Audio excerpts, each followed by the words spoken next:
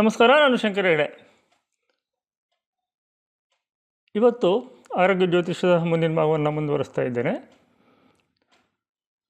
ಈ ಆರೋಗ್ಯ ಜ್ಯೋತಿಷದಲ್ಲಿ ಯಾರಾದರೂ ಅನಾರೋಗ್ಯ ಅಂತ ಬಂದಾಗ ಪ್ರಶ್ನೆ ಕುಂಡ್ಲಿಯನ್ನು ಹಾಕ್ಕೊಳ್ಬೋದು.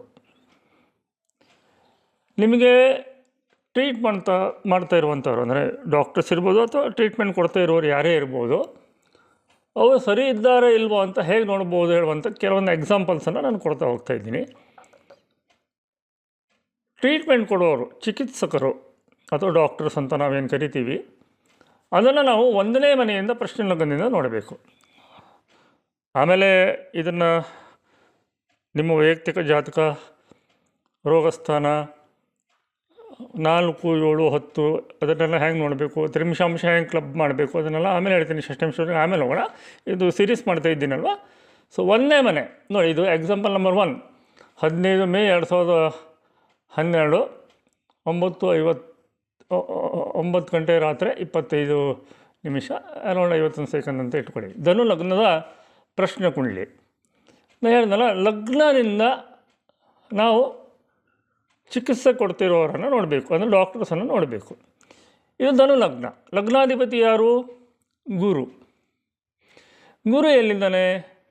ಪಂಚಮದಲ್ಲಿ ಬುಧನ ಸಂಗಡ ಇದ್ದಾನೆ. ಹೌದಾ? ಡಾಕ್ಟರ್ ಬಗ್ಗೆ ಅಷ್ಟೇ ಮಾತಾಡ್ತಿದ್ದೀನಿ ಈಗ ನಾನು. ಗುರು ಲಗ್ನಾಧಿಪತಿಯಾಗಿ ಚತುರ್ಥಾಧಿಪತಿಯಾಗಿಯೂ ಪಂಚಮದಲ್ಲಿ ರಾಜಯೋಗದಲ್ಲಿ ಕೂತ್ಕೊಂಡು ಲಗ್ನವನ್ನು ನೋಡ್ತಾ ಇದ್ದಾನೆ 9ನೇ ದೃಷ್ಟಿಯಿಂದ. ಸಿಂಪಲಾಗಿ ತಗೊಳ್ಳೋಣ ಫಸ್ಟು. ಸೊ ಸಾಮಾನ್ಯವಾಗಿ ಗುರು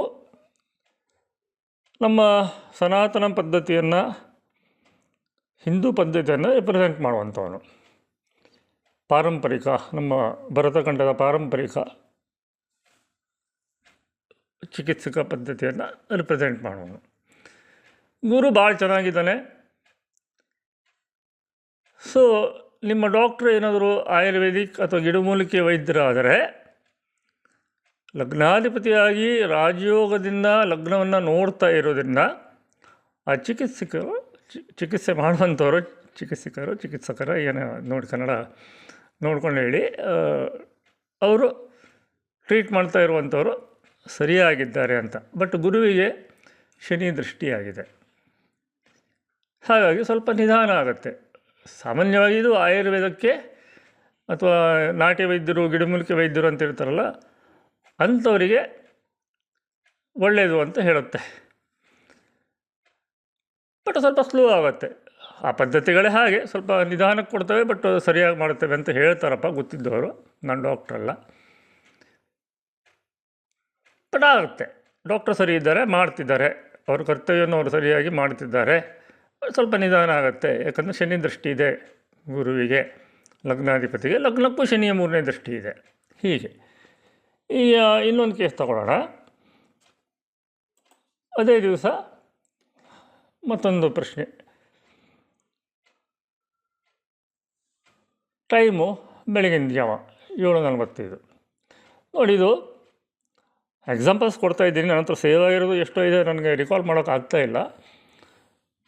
ನಿಮ್ಮ ಕಲಿಸೋಕ್ಕೆ ನಾನು ಎಕ್ಸಾಂಪಲ್ಸನ್ನು ಹಾಕಿ ತೋರ್ತಾಯಿದ್ದೀನಿ. ಇಲ್ಲಿ ಲಗ್ನಾಧಿಪತಿ ಶುಕ್ರ ಕೇತು ಸೂರ್ಯನ ಜೊತೆಗೆ ಲಗ್ನದಲ್ಲಿ ಭಾಳ ಬಾಧಲಿದ್ದಾನೆ. ಆಮೇಲೆ ಇಲ್ಲಿ ಗುರು 12ಕ್ಕೆ ಹೋಗಿದ್ದಾನೆ ಬುಧನ ಜೊತೆ. ಲಗ್ನಾಧಿಪತಿ ತುಂಬ ಬಾಧೆಗೊಳಗಾಗಿ ಲಗ್ನದಲ್ಲೇ ಇದ್ದು ಶುಕ್ರ ಮಾಡೋ ಯೋಗ ಮಾಡಿದ್ರೆ ಕೂಡ ಅಲ್ಲಿ ತುಂಬ ಬಾಧೆ ಆಗಿದೆ. ಹಾಗಾಗಿ ಇಲ್ಲಿ ಸ್ವಲ್ಪ ಡಾಕ್ಟ್ರ್ ಬಗ್ಗೆ ನಾವು ವಿಚಾರ ಮಾಡ್ಕೊಳ್ಬೇಕಾಗತ್ತೆ.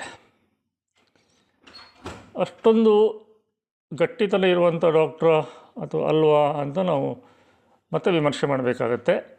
ಮತ್ತೊಂದು ಡಾಕ್ಟ್ರ್ ಹತ್ರ ಸೆಕೆಂಡ್ ಒಪಿನಿಯನ್ ತಗೊಳ್ಬೇಕಾಗತ್ತೆ. ಇಲ್ಲಿ ಸಾಮಾನ್ಯವಾಗಿ ನಾವು ರೆಕಮೆಂಡ್ ಮಾಡುವಂಥದ್ದು, ಇಂಥ ಪರಿಸ್ಥಿತಿಯಲ್ಲಿ ನೀವು ಸ್ವಲ್ಪ ಇನ್ನೊಂದು ಡಾಕ್ಟರ್ ಸಜೆಷನ್ ತಗೊಳ್ಳಿ ಅಂತ. ಇದು ಡಾಕ್ಟ್ರ್ ಬಗ್ಗೆ, ಚಿಕಿತ್ಸೆ ಕೊಡೋರ ಬಗ್ಗೆ, ಟ್ರೀಟ್ಮೆಂಟ್ ಕೊಡೋರ ಬಗ್ಗೆ ಇಷ್ಟು ಮಾತಾಯಿತು. ಆಮೇಲೆ ನನ್ನ ಕಳೆದ ವಿಡಿಯೋಕ್ಕೆ ಒಂದೆರಡು ಕಾಮೆಂಟ್ಸ್ ಬಂದಿವೆ. ತುಂಬ ಒಳ್ಳೆಯ ಕಾಮೆಂಟ್ಸ್ಗಳೇ. ನಾನು ಯಾರನ್ನೂ ಇದು ಮಾಡ್ತಾ ಇಲ್ಲ. ಒಂದು ಕಮೆಂಟು ನೋಡಿ ಈ ಥರ ಇದೆ. ನಾವು ಪುರಾಣಗಳನ್ನು ನೋಡಿದಾಗ ಅಡಿಗರು ಅಂತ ಹಾಕಿದ್ದಾರೆ. ನೋಡುವಾಗ ನನಗೂ ಇಂಥ ಪ್ರಶ್ನೆಗಳು ಬಂದಿದ್ದವು, ಬಟ್ ಎಲ್ಲೂ ತರ್ಕ ಮಾಡೋದ್ರೆ ಸರಿಯಾದ ಉತ್ತರವಿಲ್ಲ ಅಂತ. ಈ ಥರ ಉದ್ಭವ ಆಗಬೇಕು ಅಂತಲೇ ನಾನು ಹೇಳ್ತಾ ಇರೋದು. ಈ ಥರ ಪ್ರಶ್ನೆಗಳು ನಿಮ್ಮಲ್ಲಿ ಉದ್ಭವ ಆಗಬೇಕು. ಆಗ ನಾವು ಹುಡ್ಕೊಂಡು ಹೋಗ್ತೀವಿ ಇದಕ್ಕೆ ಸರಿಯಾದ ಉತ್ತರ ಕೊಡುವಂಥವ್ರು ಯಾರು ಅಂತ. ಎಲ್ಲ ಒಂದು ಕಡೆ ಸಮಾಧಾನ ಸಿಗುತ್ತೆ. ನಮ್ಮ ಪ್ರಯತ್ನವನ್ನು ನಾವು ಹಾಗೆ ಬಿಡಬಾರ್ದು. ಪುರಾಣಗಳಲ್ಲಿ ಈ ಥರ ಬರುವುದು ಸರ್ವೇ ಸಾಮಾನ್ಯ. ಬಟ್ ಅದೇ ಥರ ಇನ್ನೊಂದು ಕಮೆಂಟಿಗೂ ಉತ್ತರ ಕೊಡ್ತಿದ್ದೀನಿ. ಅವರೇ ನನಗೆ ಅಲ್ಪ ಬುದ್ಧಿ ಇನ್ನು ಪರಶುರಾಮರ ವಿದ್ವತ್ತನ್ನು ಪ್ರಶ್ನೆ ಮಾಡಬೇಡಿ ಅಂತ ಹೇಳ್ತಾರೆ. ಅಲ್ಲ ಸ್ವಾಮಿ, ಪರಶುರಾಮರು ಸಾಕ್ಷಾತ್ ಶ್ರೀಮನ್ ಮಹಾವಿಷ್ಣುವಿನ ಅವತಾರ. ಅವರು ವಿದ್ವತ್ಗಿಂತಲ ಮೇಲೆ. ವಿದ್ವತ್ ಅಂದರೆ ಏನು? ವಿತ್ ಧಾತುವಿನಿಂದ ಉದ್ಭವ ಆಗಿರುವಂಥದ್ದು ಜ್ಞಾನ ಅಂತ. ಸಾಕ್ಷಾತ್ ಭಗವಂತನ ಜ್ಞಾನ ಪರೀಕ್ಷೆ ಏನು ಮಾಡೋಕ್ಕಾಗುತ್ತೆ? ಪರಶುರಾಮನಿಗೆ ಏನು ಗೊತ್ತಿರಲಿಲ್ಲೋ? ಯಾವಾಗ ವ್ಯಾಸರಿಗೆ ಗೊತ್ತಿತ್ತು, ನಾರದರಿಗೆ ಗೊತ್ತಿತ್ತು, ಶ್ರೀಕೃಷ್ಣ ಅಂತೂ ಮತ್ತು ಭಗವಂತನೇ ಬಿಡಿ, ಕೃಷ್ಣಸ್ತು ಭಗವಾನ್ ಸ್ವಯಂ ಅಂತ. ಯಾಕಂದರೆ ಹರಿವಂಶ ಪುರಾಣ ಅವತಾರಗಳಲ್ಲಿ ಕೃಷ್ಣನ ಸೇರಿಸಲ್ಲ. ಹರಿವಂಶ ಪುರಾಣ ಹಲಧರನಿಗೆ ಅವತಾರ ಮಾಡಿದೆ, ಮತ್ತು ಕೃಷ್ಣನಿಗೆ ಕೃಷ್ಣಸ್ತು ಭಗವಾನ್ ಸ್ವಯಂ ಅಂತ ಹೇಳುತ್ತೆ. ಇಲ್ಲಿ ಕೃಷ್ಣಿಗೆ ಗೊತ್ತಿತ್ತು ಅಂತಂದರೆ ಭಗವಂತನ ಅವತಾರನೇ. ಪರಶುರಾಮನಿಗೆ ಗೊತ್ತಿರಲಿಲ್ವ? ಹಾಗಿದ್ರೆ ಭಾರ್ಗವರಾಮರಿಗೆ ಅವರಿಗೆಲ್ಲ ಪರಮಾತ್ಮ ಅವತಾರ. ಅವರಿಗೆ ಕರ್ಣನ ನೋಡಿದ ತಕ್ಷಣ ಗೊತ್ತಾಗೋದಿಲ್ಲ ಇವನು ದೈವಾಂಶ ಸಂಭೂತ ಇದಲ್ಲ. ನಾನು ಬೇಕಿಂತಲೇ ನಿಮ್ಮಲ್ಲಿ ಈ ಒಂದು ವೈಚಾರಿಕ ಪ್ರಶ್ನೆಗಳು ಮೂಡಲಿ ಅಂತಲೇ ಇಂಥ ಕೆಲವೊಂದು ಕಮೆಂಟನ್ನು ಹಾಕ್ತಾಯಿದ್ದೇನೆ. ಅವರಿಗೆ 100% ಗೊತ್ತಿತ್ತು ಇದು ಸೂರ್ಯಪುತ್ರ ದೈವಾಂಶ ಸಂಭೂತ.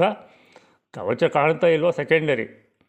ನೀವೊಂದು ಒಳ್ಳೆಯ ವರ್ಣನೆ ಕೊಟ್ಟಿದ್ದೀರಿ, ನಾನು ಇಲ್ಲ ಅಂತ ಹೇಳಲ್ಲ. ಆದರೆ ಅವರಿಗೆ 100% ಯುದ್ಧ ಆಗುತ್ತೆ ಅಂತ ಗೊತ್ತಿತ್ತು. ಇಲ್ಲ ಅಂತಂದರೆ ಅವರು ಶಾಪ ಕೊಡುವಾಗ ನಾನು ಕೊಟ್ಟ ವಿದ್ಯೆ ಎಲ್ಲ ತಕ್ಷಣವೇ ಹೋಗಲಿ ಅಂತ ಹೇಳಿಬಿಡ್ತಾ ಇದ್ರಲ್ವಾ? ಹಾಗೆ ಹೇಳಿಲ್ಲ ಅವರು. ಕರ್ಣಿಗೆ ಶಾಪ ಕೊಡುವಾಗ ಏನು ಹೇಳ್ತಾರೆ? ನಿನ್ನ ಮರಣಕಾಲದಲ್ಲಿ ನಾನು ಕೊಟ್ಟಂಥ ದಿವ್ಯಾಸ್ತ್ರಗಳು ನಿನಗೆ ನೆನಪಿಗೆ ಬರದೇ ಹೋಗಲಿ ಅಂತ. ಒಂದು ಮಹಾಯೋಧನಿಗೆ ಅಥವಾ ಮಹಾಯೋಧ ಅಂತ ಗೊತ್ತಿರುತ್ತಲ್ಲ ಪರಶುರಾಮನಿಗೆ. ಯಾಕಂದರೆ ಭೀಷ್ಮನಿಗೆ ಕಲಿಸಿದವರು ಅವರೇನೆ, ದ್ರೋಣಿಗೆ ಅಸ್ತ್ರ ಕೊಟ್ಟವರು ಅವರೇನೆ. ಇವನ್ ಅಸೆಸ್ಮೆಂಟ್ ಮಾಡಿರಲ್ವ ಅವರು? ಕರ್ಣ ಫಸ್ಟು ದ್ರೋಣಾಚಾರ್ಯ ಹತ್ರ ಕಲ್ತ್ಕೊಂಡೇ ಅಲ್ಲಿ ಹೋಗಿದ್ದು. ಅಸೆಸ್ಮೆಂಟ್ ಮಾಡೇ ಹೇಳ್ತಾರೆ, ನಿನ್ನ ಮರಣಕಾಲದಲ್ಲಿ ನಾನು ಕೊಟ್ಟ ವಿಶೇಷ ಅಸ್ತ್ರಗಳು ನಿನಗೆ ಬರೆದು ಹೋಗಲಿ, ವಿಶೇಷವಾಗಿ ಭಾರ್ಗವಾಸ್ತ್ರ ಅಂತ ಒಂದು ಶಾಪ ಕೊಡ್ತಾರೆ. ಒಬ್ಬ ಯೋಧ ಯಾವಾಗ ಅಸ್ತ್ರಮಂತ್ರಗಳನ್ನು ಬಯಸ್ತಾನೆ ಸಾಯುವ ಟೈಮ್ನಲ್ಲಿ ಅಂತಂದರೆ? ಯುದ್ಧ ಭೂಮಿಯಲ್ಲಿದ್ದರೆ ಮಾತ್ರ ತಾನೆ. ಮನೆ ಸಾಯೋದಿದ್ದರೆ ಆ ಯೋಧಿಗೆ ಅಸ್ತ್ರಮಂತ್ರಗಳಿಗೆ ಹಾಕಬೇಕಾಗತ್ತೆ. ಯುದ್ಧ ಆಗತ್ತೆ ಅಂತಲೂ ಗೊತ್ತಿತ್ತು ಪರಶುರಾಮರಿಗೆ, ಕರ್ಣ ಸಾಯ್ತಾನೆ ಅಂತಲೂ ಗೊತ್ತಿತ್ತು. ಹಾಗಾಗಿ ಸಾಯುವ ಟೈಮ್ನಲ್ಲಿ ನಿನಗೆ ಆ ಮಂತ್ರಗಳು ಮರೆತು ಹೋಗಲಿ ಅಂತ ಶಾಪ ಕೊಡ್ತಾರೆ. ಈ ಥರ ಇದನ್ನು ಕನ್ಕ್ಲೂಡ್ ಮಾಡ್ಕೊಳ್ಬೇಕು. ಇನ್ನೂ ಹೇಳ್ತಾ ಇದ್ರೆ ಗಂಟೆಗಟ್ಟಲೆ ಮಾತಾಡ್ತೇನೆ ನಾನು, ಬಟ್ ಆ ಫೀಲ್ಡ್ ಬೇರೆ ಆಗುತ್ತೆ, ಸ್ವಲ್ಪ ಜ್ಯೋತಿಷಿನ ಆಚೆ ಹೋಗುತ್ತೆ. ಕೃಷ್ಣನ ಹತ್ರ ಮಾತಾಡುವಾಗ ಕರ್ಣನೇ ಹೇಳ್ತಾನೆ, ಸಂಧಾನಕ್ಕೆ ಕೃಷ್ಣ ಬಂದಾಗ, ಕೃಷ್ಣ ಮತ್ತು ಕರ್ಣ ಸೇರಿಕೊಂಡಾಗ ನೀನು ರಾಜ್ಞೆ ಆಗಿಬಿಡು ಅಂತ ಕೃಷ್ಣ ಹೇಳಿದಾಗ, ಇಲ್ಲ ಯುಧಿಷ್ಠಿರನೇ ರಾಜ ಆಗಲಿಕ್ಕೆ ಯೋಗ್ಯ, ನಾನು ಅರ್ಜುನ ಎದುರುಗಡೆ ಸಾಯ್ತೀನಿ ಅಂತಲೇ ಹೇಳ್ತಾನೆ ಕರ್ಣ. ಕೃಷ್ಣ ಹತ್ರನೇ ಹೇಳಿ ಕಳಿಸ್ತಾನೆ. ಹಾಗೆ ಆಗಿದೆ. ಅವರಿಗೆಲ್ಲ ಗೊತ್ತಿರಲ್ವ? ಅದೆಲ್ಲ ನಾವು ನೋಡ್ತಾ ಹೋದರೆ ಚಿತ್ರ ವಿಚಿತ್ರ ಆಗುತ್ತೆ. ಬಟ್ ನಾನು ಈ ಉತ್ತರ ಸಿಗಲಿಕ್ಕೆ ಸಾಧ್ಯನೇ ಹೇಳುವಂಥ ಪ್ರಶ್ನೆಗಳನ್ನು ಕೇಳಬಲ್ಲೆ. ಇವ್ರ ಹೆಸರೇನು ನಿತ್ಯ ಏನೋ ಇದೆ, ನೋಡ್ಕೊಳ್ಳಿ ಅವರ ಚಾನಲ್ಲು ನೋಡ್ದಪ್ಪ. ಏನೇನೋ ಮಂತ್ರಗಳನ್ನೆಲ್ಲ ಹಾಕಿದ್ದಾರೆ. ನನಗೆ ಅಲ್ಪಮತಿ ಅಂತ ಹಾಕಿದ್ದಾರೆ. ಬನ್ನಿ, ನನ್ನ ಚೆಸ್ ಬಗ್ಗೆ ನಾನು ಮಾತಾಡಿದ್ನಲ್ಲ ಆ ವಿಡಿಯೋಗಳು ಕೂಡ ಇದೆ ನೋಡಿ. 100% ಅಕ್ಯುರೇಸಿಯಲ್ಲಿ ಪಜಲ್ ಸಾಲ್ವ್ ಮಾಡ್ತಿದ್ದೆ ನಾನು. ಅಷ್ಟು ಲಾಜಿಕಲ್ ಬ್ರೈನ್ ನನಗಿದೆ ದೇವರ ದಯೆಯಿಂದ. ಅದರಲ್ಲಿ ಕೆಲವಾರು ವರ್ಷಗಳ ಹಿಂದೆ ನಾನು ಪಜಲ್ ಸಾಲ್ವಿಂಗಲ್ಲಿ ವರ್ಲ್ಡ್ ರ್ಯಾಂಕ್ 15 ಇತ್ತು ನಂದು. ರಾತ್ರಿ ನಿದ್ದೆಗೆಟ್ಟಲ್ಲ ಆಡ್ಬಿಡ್ತಿದ್ದೆ. ಕೊನೆಗೆ ಬೇಡ ಅಂತ ಬಿಟ್ಬಿಟ್ಟೆ. ಐಕ್ಯು ಲೆವೆಲ್ ಟೆಸ್ಟ್ ಮಾಡೋದಿದ್ರೆ ಬನ್ನಿ, ನಿಮ್ಮದು ನೋಡೋಣ. ಅಲ್ಪಬುದ್ಧಿ ಅಲ್ಪಮತಿ ನಿಮ್ಮದ ಅಥವಾ ಇನ್ಯಾರ್ದು ಅಂತ ಕೂತ್ಕೊಂಡು ಟೆಸ್ಟ್ ಮಾಡೋಣ. ಮಾತಾಡುವಾಗ ಸ್ವಲ್ಪ ವಿವೇಚನೆಯಿಂದ ಮಾತಾಡಿ. ಆದರೂ ನಿಮಗೆ ಉತ್ತರ ಕೊಟ್ಟಿದ್ದೀನಿ. ಬಹುಶಃ ನಿಮಗೆ ಗೊತ್ತಿತ್ತು ಅಂತ ನಾನು ಹೇಳ್ತಾ ಇದ್ದೀನಿ. ಅಡಿಗರಿಗೂ ಉತ್ತರ ಸಿಕ್ತು ಅಂತ ಅಂದ್ಕೊಂಡಿದ್ದೀನಿ. ಇಷ್ಟೇ ಸಾಕು. ಮುಂದಿನ ವಿಡಿಯೋದಲ್ಲಿ ಮತ್ತೆ ಆರೋಗ್ಯ ಜ್ಯೋತಿಷ್ಯ ಮಾಡಲ್ಲ, ಬೇರೆ ಮಾತಾಡ್ತೀನಿ. ಹೊಸ ವರ್ಷದ ಬಗ್ಗೆ ಮಾತಾಡಬೇಕು. ಆಮೇಲೆ ಮತ್ತೆ ಆರೋಗ್ಯ ಜ್ಯೋತಿಷ್ಯ ಮುಂದುವರಿತಾ ಹೋಗುತ್ತೆ. ಒಂದು 5, 6, 8, 10 ಎಪಿಸೋಡಸ್ ಎಷ್ಟಾಗುತ್ತೋ ಗೊತ್ತಿಲ್ಲ. ಮಧ್ಯದಲ್ಲಿ ಇವೆಲ್ಲ ತರಬೇಕಾಗತ್ತೆ. ನಾನು ಮುಖ್ಯವಾಗಿ ಆ ವಿಡಿಯೋದಲ್ಲಿ ಹೇಳಿದ್ದೇನು, ಅವತಾರ ಪುರುಷರ ದೇವತೆಗಳ ಜಾತಕವನ್ನು ಇದಕ್ಕೆಲ್ಲ ಬಳಸಬೇಡಿ ಅಂತ. ಈಗ ಅರ್ಥ ಆಯ್ತಾ ನಾನು ಆ ವಿಡಿಯೋದಲ್ಲಿ ಯಾಕೆ ಮಹಾಭಾರತವನ್ನು ಹೇಳ್ಕೊಬಂದೆ ಅಂತ. ಇಷ್ಟೇ. ನಮಸ್ಕಾರ.